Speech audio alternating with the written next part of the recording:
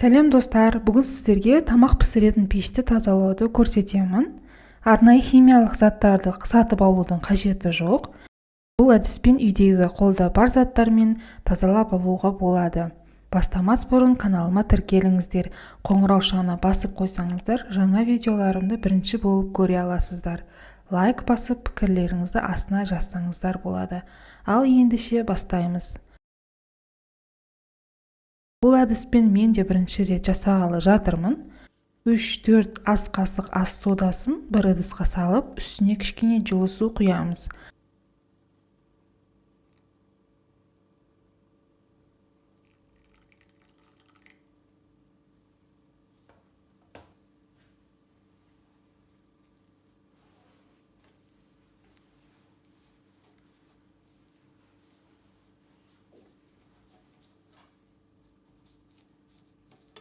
Каша сияқты кішкене сұйықтау масса жасап аламыз.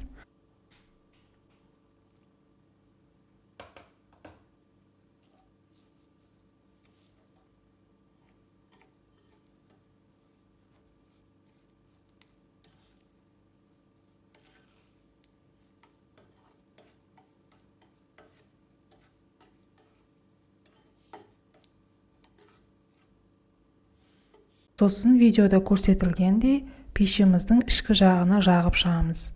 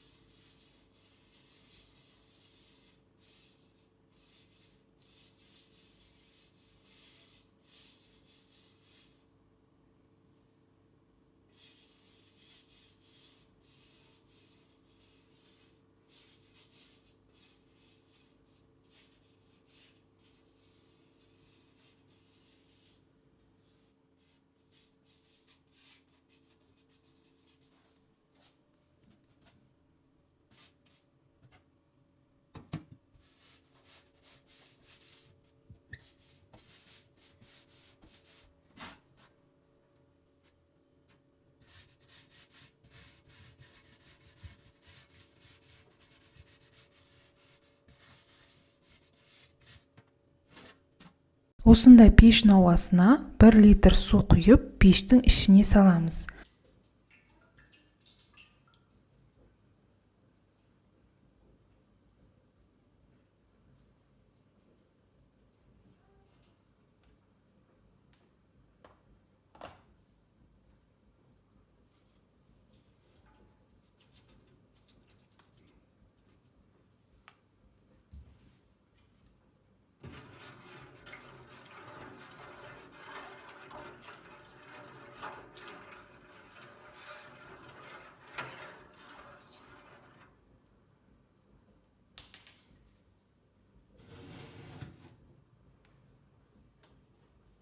Енді пешімізді қыздырып жібітіп алу үшін 100 градусқа 1 сағатқа қойып қоямыз.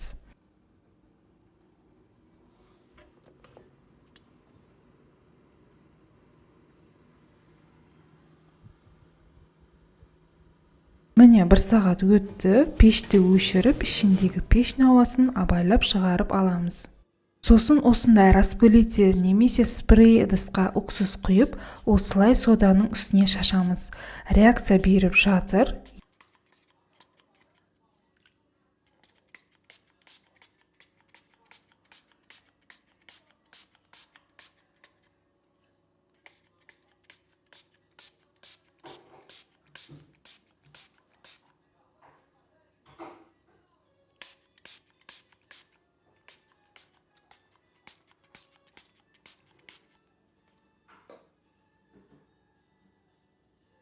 Енді жай губкамен кішкене ысқылап қалған май кірді кетіреміз.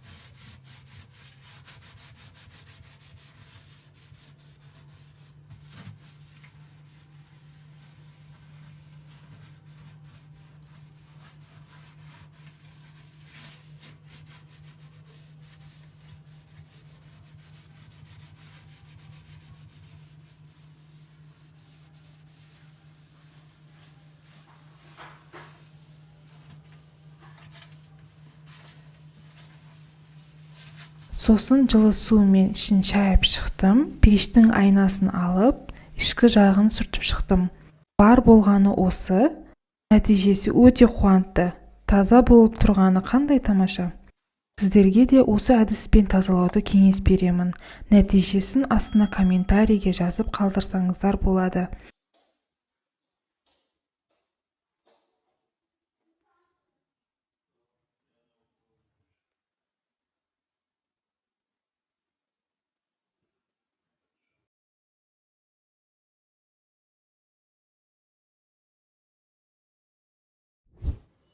Қолдау білдіріп, каналыма тіркеліп, видеоны жақын адамдарыңызбен бөлісіңіздер. Сау саламат болыңыздар.